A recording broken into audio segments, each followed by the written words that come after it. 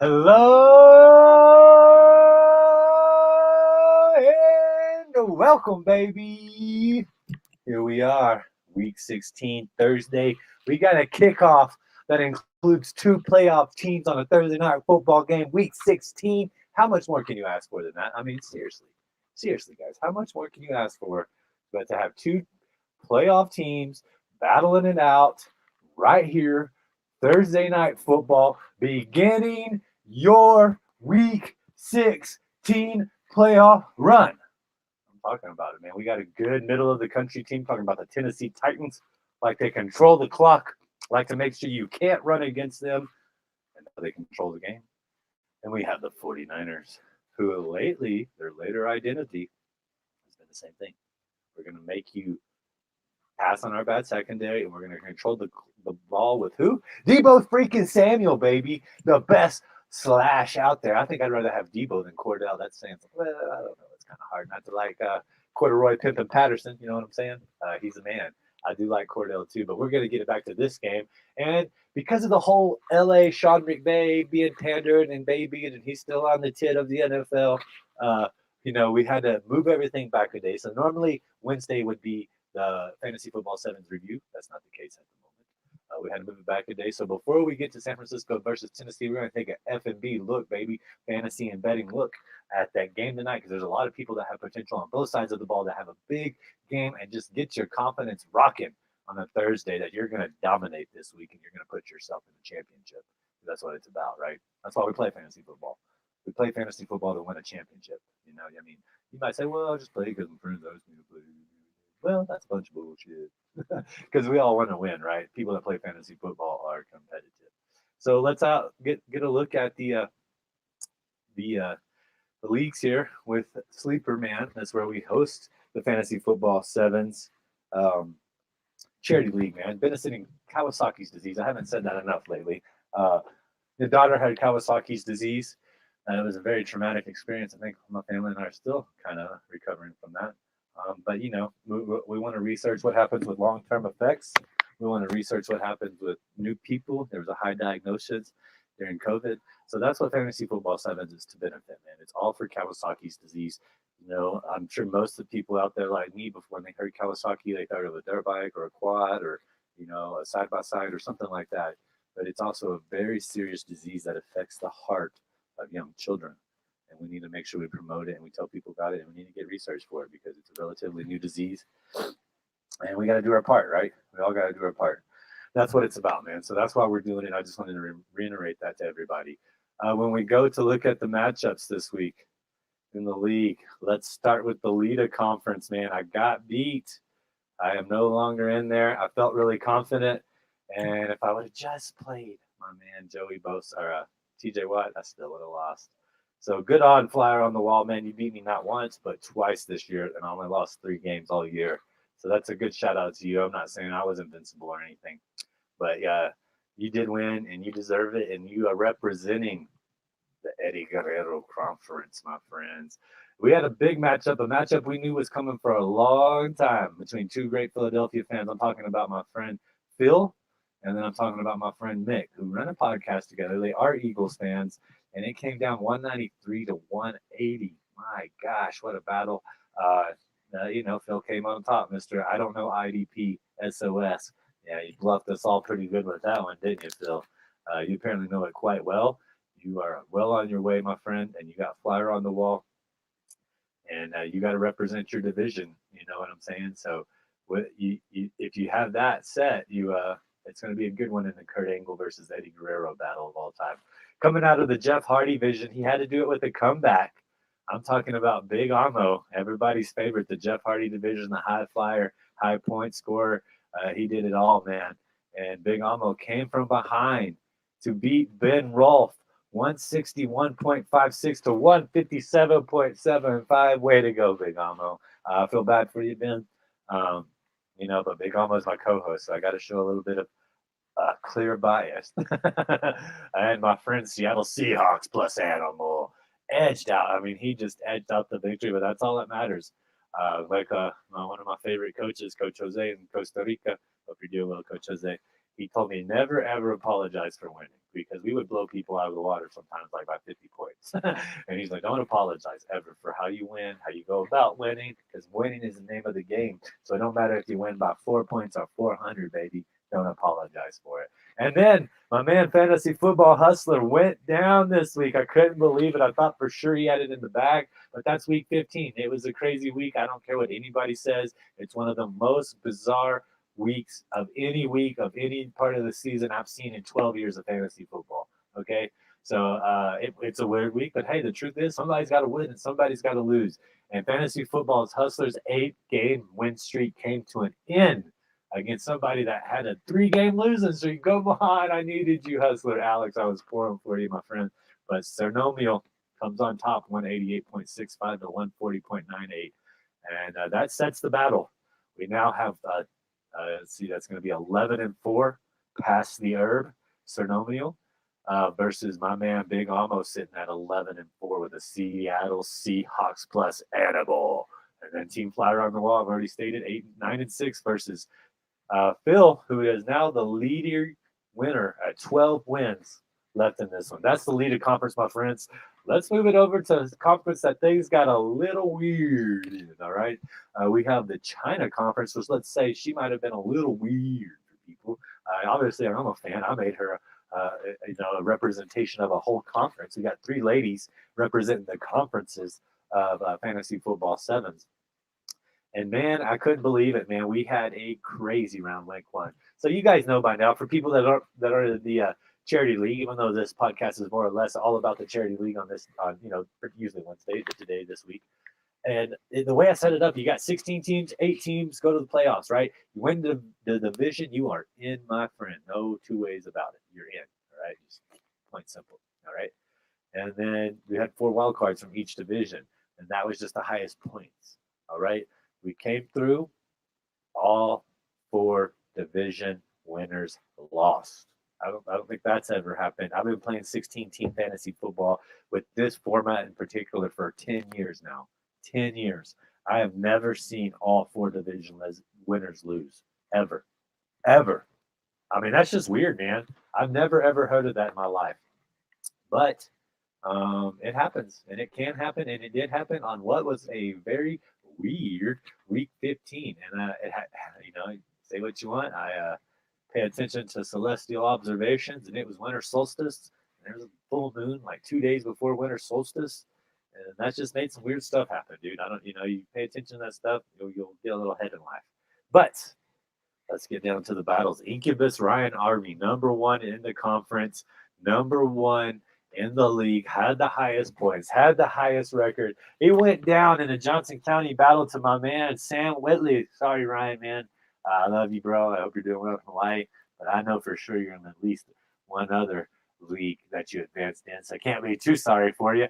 Incubus Ryan Army put up 169.8, but it wasn't enough to top Sam Whitley, the wild card, coming in at 192.95. Congratulations, Sam Whitley, my friend. The Cambodian I'm trying to think. I couldn't think of a C word. Yeah, there we go. The Cambodian commander, Sam Whitley, baby. That's what I'm talking about. Advancing in the CHYNA conference. Hard win. It's hard to take down the best team in the league. And you did it, my friend. And you advanced to week 16. We had the division winner, Gary H. Good friend, 89, man, putting it up the points. He'd been paying attention all year, making the moves. I mean, he was strolling. It wasn't enough to overcome Sports Liddell, who I believe had the highest score of the week of any team in the playoffs. I'm talking 232.56 on a wacky week, baby. He took down Gary D with pretty much ease. After Sunday, it was looking that way pretty much the whole time. Good on, Gary. Good on, man. Great season. I want you guys all back next year. We're doing this all again. I'm going to try to get the Google Forms out today. But I need help with this league next year. If anybody wants to help out with that, that would be awesome, dude. So awesome. But Sports Liddell advancing from the wild card. So we got a wild card on wild card action for the championship. Sam Whitley versus Sports Liddell. The projection at the moment is 8 points, guys. This is a big league. We scored 200 points in this league. You just saw it, 232. We can score 300 points in this league. It can happen. It happened this year. 8 points ain't nothing, man. That's going to be a battle. That's going to be a battle. 80 ADZT666, man. He had been on it all year. He'd been just rumbling and stumbling, won his division with plenty of time left to go in the season. But Tyler 250R had the most points put up against him. And he came to battle this week, my friends. He came to battle this week, 173.95 to 218.54. Tyler took on, the best in his side of the conference, if you will, the conference within the conference. And Tyler he won 218.54 to 173.95. Way to go. Another wild card win. It doesn't matter how you get there, baby. You just got to get there. You know what I'm saying? Just got to win it all. And then Valerio Customs, man. He had the highest score in the CHYNA League, the CHYNA Conference, 5 of the last 6 weeks. 5 times. He had it out of 6 weeks. He had the highest score. And he had the highest score of the league, I think, the last 3 weeks of the season. He just had a bad week, man. He went up. I'm sorry, Valerio, man. You had under 100 points of your projection. Your projection was 229.25. You got 128.31. That's the way the football bounces, my friend. That's the way it hits the goalpost. It can either go in or out, and it's just a bad week. But hey, the flip side is everybody that had a bad week this week of the playoffs, there was somebody that had a good week, man. 50-50. That's just the way it is. Ross D, 1987, baby. You advanced 187.4 to 128.31. It seems like most teams fell underneath their production. But it don't matter how you get there, baby. You just kind of get there, Jaguars fan. So that's going to be an epic matchup. That one's separated by about 20 points right now. Tyler 250R versus Ross D 1987, baby, in the CHYNA Conference. It's going to be wild. It's going to be super wild. There's going to be a wild card versus wild card action going on in that conference to see who wins it all, my friends. Moving it over to the Moolah Conference, one of the most entertaining out there. Fernando Timbo and WJ Schuler, I think you guys got a rivalry from here going forward, my friends. Y'all battled each other tough all 3 weeks, or all 3 games you played each other. 2 in the division, 1 more in the wild card, or the playoffs. Every playoff is set up like that. It's kind of cool, I think. Because somebody's going to have the advantage, and it creates a rivalry. You play somebody 3 times in 1 year, and one of those times is in the playoffs, and you lose or win. That's a rivalry. And I think that's what makes fantasy football fun, man. That's what I tried to establish with the fantasy football 7-weeks format. Introduce you to new people, introduce you to a new point system. Make sure we got defenses and IDPs. Make sure they both count. Why eliminate a position? Let's have fun. Let's get the kickers out there. Just make it work. And I think for people that participated in this league, they got to see it can work. It can and it does work. All right. But you get a rivalry. I think that's another great aspect of it as well. WJ Schuler, 1976, Fernando Timbo. The score was 214.94 to 206.69. I mean, we're talking a little under 8 points.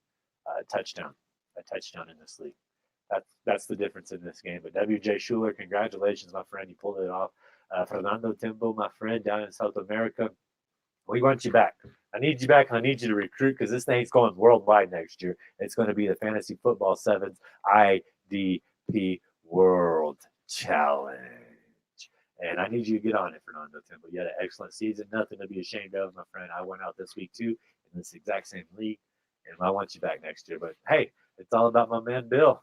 WJ Schuler, 1976. You are advancing, my friend. Week 16. That's the way you get things done. You were in a tough division. You and Fernando battled, went back and forth between division leaders, but you came out ahead. And that's what you got to do. No excuses, week 15. You just get the job done. All right? That's all you got to do. All right? Moving on, man. What another battle. We got a rivalry here, too. New age rival, 2 of the greatest fantasy football minds I've met in this industry in 12 years, playing over 100 different leagues. I give these 2 guys a lot of props, man. Talking about my man, 5-yard rush Murph, baby, one of the hardest working men in this industry, one of the most caring men in this industry, and honestly, one of the greatest fantasy football GMs, coaches I've ever had the experience of playing with. Again, this is my 2nd year to play with Murph, and he's done nothing but excellence from running a league to operating a league. So shout out to you, Murph. You did an excellent job, man. You edged out my man, Tybo, my fantasy football lifelong partner. I've been playing with him about 10 years. And it was a battle. And Tybo knew it was going to be a battle. That afternoon slide of games, the Sunday afternoon games, they just got you again, brother. The week 15 woes continue for you. And I'm sorry, my friend. But hey, at least you made the playoffs, right? Talking about Tyboski, he put up 149.23. But Murph edged you out with 159.24, got the 10 points he needed. And Murph, my friend, with the new profile pic on Twitter looking all snazzy. He'd be, you know, he got the suit on, looking fresh. I think he did that for the fantasy football playoffs. Because he kind of did that right at the time of the fantasy football playoff switch, Murph. I know what you're doing. Subconsciously letting everybody know you're a step ahead. And you were this week, my friend. As of right now, W.J. Schuler, 1976. Bill, you are projected to beat Murph by 6 points. That's a touchdown in this league. I don't care if it's a quarterback, running back, tight end, defensive end, linebacker, defensive back. A touchdown's a touchdown, dang it. You know, we got to get it done. We got to get it done. All right. NATO NFL versus the Tooth. And what was a battle. But my friend NATO, you went down. One of the, another great fantasy mind. These are two great content creators. They battled it out in the playoffs, man. They put a lot of hard work into their fantasy football experience, and it shows because they both made the playoffs. But the tooth, you advanced, my friend. You barely snuck in the playoffs past our guy Pike in that amazing Connecticut battle. I mean, that was a fantasy football watch. Worth the ages, my friend. That was fun to do last week. But it's all about your Week 15 performance. And guess what, my friends? The Tooth won soundly, 199.11 to 145.58. It started out hot and early Sunday in the early slate of games for the Tooth, and you got jumping. It looked good the rest of the way, and it held true. So congratulations, Joey, man. I'm really proud of you. NATO, nothing not to have. You had a great season, playing in a new format, and you excelled in it, my friend. You won the division. You have to be proud about that. Oh, no, Joey actually won the division. I forgot, last second flip-flop. But you played well. You had your playoff spot secured for quite a while. Nothing to be ashamed of, my friend. Great season. Moving it on, we got Jeff, my man Jeff in Kentucky, thinking about you, thinking about all the people around you, brother. You know we care about you. We know we love you, and I hope you're doing well. I hope everybody's doing well. But in this battle between my man Luis Vanez, another great fantasy football mind, I found out Jeff is just an excellent GM coach. He's complained about this format at the very beginning. He ended up having one of the highest scores in his league, in his conference. So, Jeff, you did it right, man. There's no complaining going forward. You will be playing IDP, man. All right, Vanessa, you did it, man. Lewis, you did it. You beat your projection. You're one of the few people that actually beat their projection this week. You were projected at 198.25, and you got 199.56. Jeff was projected at 206. Didn't get close to that. So, Lewis, another great fantasy mind. Congratulations, my friend. And this one is a very interesting conference as well. You know, the CHYNA conference, we had all wild card divisions, right? This one, I think all the division winners won. So it's all 4 division winners coming out, with the Tooth being the sole USA representative, my friend, in the Bula conference. I mean, Bill, Murph, Lewis, they're all over there in the UK. They're all celebrating. They're making fun of us.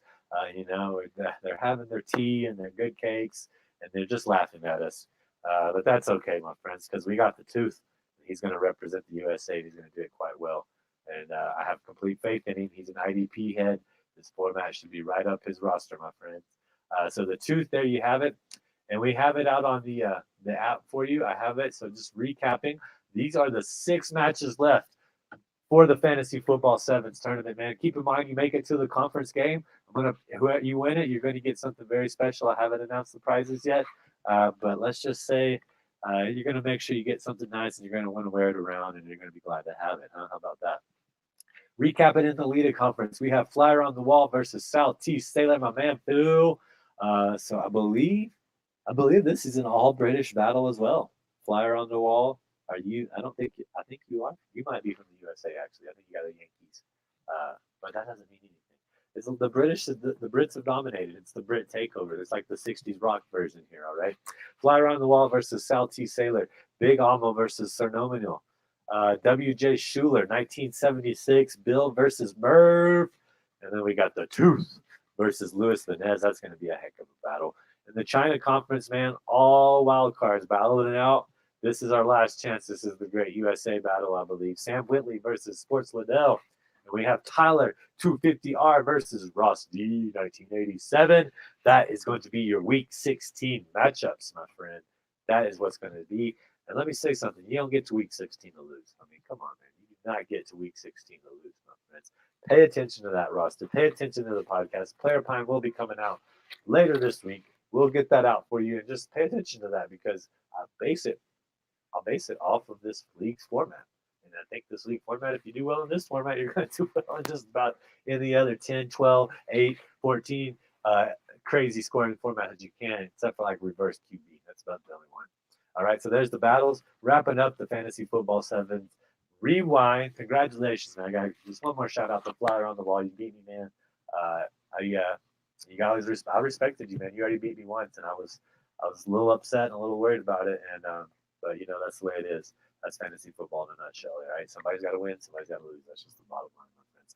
Moving it on to a fantasy perspective on tonight's game. Man, what a weird one to read. Who are we playing? Julio Jones not there. We wouldn't have played him anyway. Okay, right. You got Tannehill. You're probably a little disappointed, but you got to play him. I mean, what quarterback are you going to go find that's going to do better at this late in the season? And Tannehill could get you a rushing touchdown. A rushing touchdown in most of your generic league formats by the quarterback is infinitely better. So the 6 points for the rushing touchdown, I think he's going to get it. Big Almo and I have been talking about it, looking at bets from a fantasy perspective, though. I think Tannehill, you got to play. You got to play. All right, and then Fisker's the tight end, I believe. I'm staying away from the tight end there. Are you going to go with Nichols for him, man? San Francisco is decent against the rush. Their secondary is not top notch. That's how a lot of teams like to attack them. That's how both of these teams will set up their defenses so that they can, play against the run. They want to play against the run so that they can control the time of possession. And they're both good at running the ball. The truth is, with a Shanahan offense, who are you going to trust at running back? I'm trusting Deebo Samuel. So let's focus it over to the San Francisco offense. Tannehill, in deeper leagues, if you trust Foreman, do it. He's been on a run. But I don't know who else to trust on the Tennessee side of the offensive side of the ball. On the second side, though, on the San Francisco side of the offensive side of the ball, I think we need to be. You're going to play Jimmy G. He's just been too good. I don't care. Play him. All right. You're going to play Debo. He's going to get us a touchdown, I think, again. And then you're going to play George Kittle. Once we get outside of that realm, Brandon Ayuk, I would look elsewhere. The Titans do allow a lot of passing yards, so he could technically have a good game.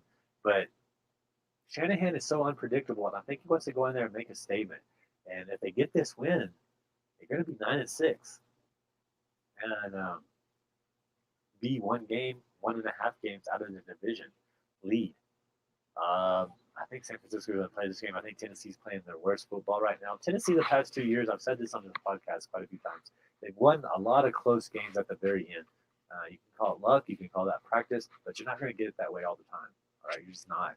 And they've had their last 2 seasons doing that. I think they're going to lose control of the division starting tonight.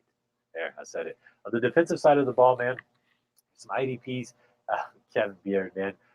Safety for the Tennessee Titans. You're starting him. He's my IDP rock #1 stud. The truth is, Tennessee has a lot of linebackers. Landry, Dupree. They just got Cunningham. Simmons. They got great IDP. Oh, he's a defensive lineman. But they have great linebackers. Can you trust them in this game, though? Do you think Dupree can get to Jimmy G? I don't. I'm not starting Dupree with confidence. Landry, if San Francisco controls the time of possession, controls the play clock, runs as more plays as them, I think Landry's going to have a heck of a game, man. I think he's going to have an absolutely heck of a game. If they're going to tackle him, they might try to put Kevin on Kittle. Could be a Kevin on George kind of thing. And he's just saying, hey, if he goes takes a shit, you wipe his ass. That's one of the coaches described it to me about coverage on certain good players. They say, I don't care where he goes. I don't care if he's lined up in the backfield. I don't care if he's split out wide. And you're the linebacker, you're going to go get him. You're going to go cover him. And I was like, okay.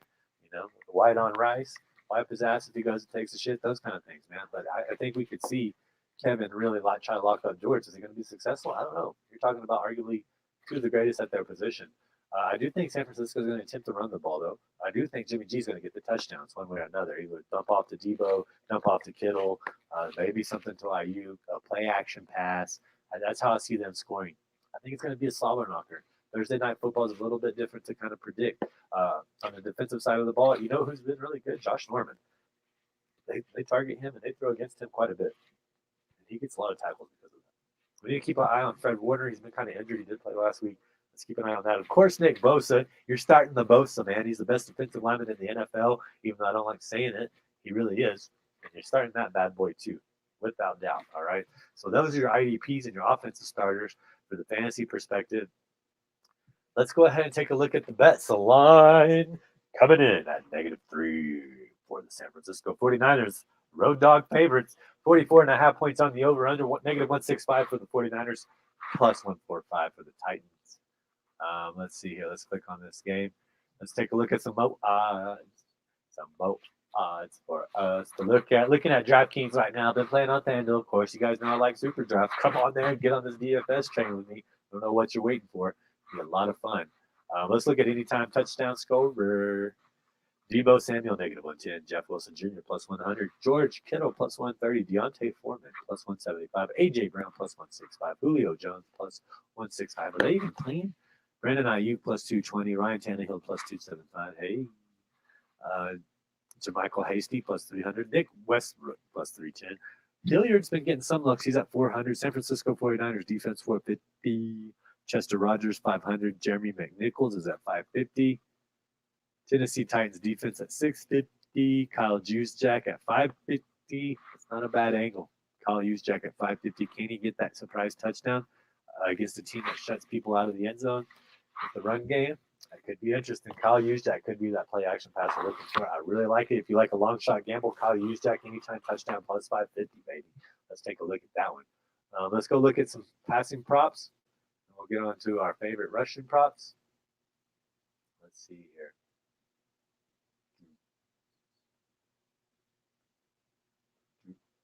All right, here we go. Passing props. Trying to get them loaded. They must be changing the line. Don't worry, not to worry. I got my trusty phone here. They can't lock me out. They can't lock me out forever. No more locked doors. There it popped up. Jimmy G, 244.5. Ryan Tannehill's is at 218.5. Very low line. Passing touchdowns are both at 1.5. We got Tannehill at +150. We got Garoppolo at -140. Hey, the bookies seem to be thinking what I'm thinking, that they're going to drive the ball down with the run game and let Jimmy G use play action. Let him look for Kittle. Let him look for somebody against that very weak secondary. That's what I anticipate happen too. Passing plus rushing yards. Jimmy G's at 250. Ryan Tannehill's is at 237.5. Those are both at -115. And that means I expect Ryan Tannehill to have a what? A 21-yard rush game. I think he can get more than that. Tannehill can scoot, baby. Completions, 20.5 for each at -115. Pass attempts at 29.5 for each.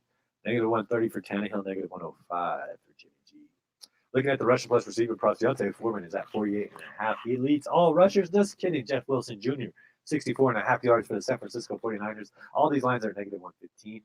So Wilson, 64.5. Deontay Foreman, 48.5. Debo Samuel, 33.5. DeAndre Hiller, 19.5. Ryan Tannehill, 15.5. Ooh, I like that prop, baby. Let's go ahead and add that one on. Receiving yards. The highest line, 72.5 for Mr. George Kittle. Then we have the next highest line, Brandon Ayuk at 48.5. Then the next highest line, Juwan Jennings at 20.5. Jeff Wilson Jr. at 6.5. Kyle Juszczyk at 7.5. If Juszczyk can get the play action pass and get the touchdown, that's a hell of a combination right there, man. Receptions, the highest reception line is 5.5. George Kittle, -130. Debo Samuel, 4.5, +115. Brandon Ayuk, 3.5, -170. Juwan Jennings, 1.5, -170. Jeff Wilson Jr., 1.5, +140. Kyle Juszczyk, +130 on the 1.5. Rush plus receiving, you know I like this prop, but they're only giving us Jeff Wilson Jr. at 74.5. I'm staying away from it. I don't care if he is the featured back. Just don't give a damn. 15.5 yards for Ryan Tannehill. I like it. We're going to probably put that on some same game parlay, all right? George Kittle, 1+ catches at -10,000. I'm not going to be betting $10,000 to win 100. No way. Let's see. Player parlays. I'm going to stay away from them. There's too many to read. And Thursday's really unpredictable, people. So keep that in mind. Two great kickers going tonight, though. Randy Bullock, 5.5 points at -120. Robbie Gould at 6.5 at -140. Field goals made, 1.5 each. Randy Bullock's is at +135. Robbie Gould is at +100. So pretty much even odds if you think Robbie Gould's going to kick 2 field goals, which could happen. Could very well happen. You guys know I like tackles plus assists. They each count as 1. It's one of my favorite tackling props. Fred Warner's at 8.5. Yakisawaya Tara is at 4.5. Jimmy Ward's at 4.5. Good tackle. Hey, Josh Norman. I told you guys about this. Jimmy Ward's at 4.5. They're not going to throw to him that much, but his line's at negative 150. If we go take Josh Norman at 3.5, his line's at plus 105, baby. Hammer that over. Freaking hammer it, man. He's going to get more than 3.5 tackles plus assists. I guarantee it. Guarantee it. Kawhi Williams, 4.5. Nick Bosa, 2.5. His is at negative 175 on that 2.5 tackle level. You know, I don't play around with that solos or the assists. I just do tackles plus assists. That one count as one, baby. That's all I need. All right, Josh Norman plus 105. My God Almighty, he doesn't like that. All right, so let's build the same game real quick, yo. It's loading. It's loading. So don't forget, I like Tannehill, I like Norman. I like some of these anytime touchdown scorers as well. But on a two leg, I just like to keep it as simple as freaking possible. All right. So let's tease it. I'm going to go to a game line. We got Tannehill over 15.5 yards. And I think I'm going to tease the San Francisco spread. They're 3.5 point favorites. Man, we can't tease Tennessee up to 13.5, whereas we can only tease. Let's go 10.5. I don't think the Titans are going to lose by more than 10.5. And that way we're covering it. Oh, I got to build it this way. I forget. It's so stupid with the same game parlay sometimes. Ryan Tannehill, alternate rush yards. Where's his just straight up rush yards? 15.5. We'll go over 15.5. How about that? So we got a 2-pick parlay, baby. Coming in at plus 130. Titans to cover a 10.5 spread, and Ryan Tannehill to have 15 or more rush yards comes in at plus 130. Hey, what don't you like about it? I'm not trying to make a 6-leg parlay so I can hit everyone. I want to win money, and I want it to be positive odds. So I'm going Titans 10.5 spread. Ryan Tannehill 15 plus rushing yards. There you go, baby. There's the bet of the day. Also, we're going to take Josh Norman over 3.5. Those are my bets of the day. All right. So there you have it, guys. Wrapping up the show today. I hope you enjoyed it. You know, if you got any questions, ask me. Ask me any questions. If I see it, I'll answer it. You don't have to be subscribed or anything. Go check out Iggy'sFantasyandBetting.com for all your needs. Remember, sign up for Super Draft Pro. Once there, you can log in. You can compete against pools of only 2,000 or 3,000 people and win like thousands, 10,000, 20,000 sometimes on these money. Go sign up, guys. You only get it in by word of mouth, and it's going to take off. You want to be a part of it, just click my link, go sign up. Bada bing, you can play for free, $20, $50, or $100 subscription levels, even if you're in a state that doesn't have legal gambling. It's just legal. You're not breaking any laws, and you win real money because it's a subscription. Hey, guess what? You're in a legal state like me. I just get in these small leagues, and I compete instead of competing against 30,000 people, 150,000 people on some of these sites. I'm competing against 3,000 people for chances to win $20,000, and the sharks are not there because you have to be in by word of mouth. That's where you get in. So go check that out. Player Pine coming out for you later, guys. Be safe while you're gambling. Be responsible. Enjoy the game tonight, and enjoy your fantasy football playoffs. Because remember, you are in week 16, some of you, but you still haven't found what you're looking for. So go get it, baby. All right. Y'all take care, and I'll talk to you soon. Peace.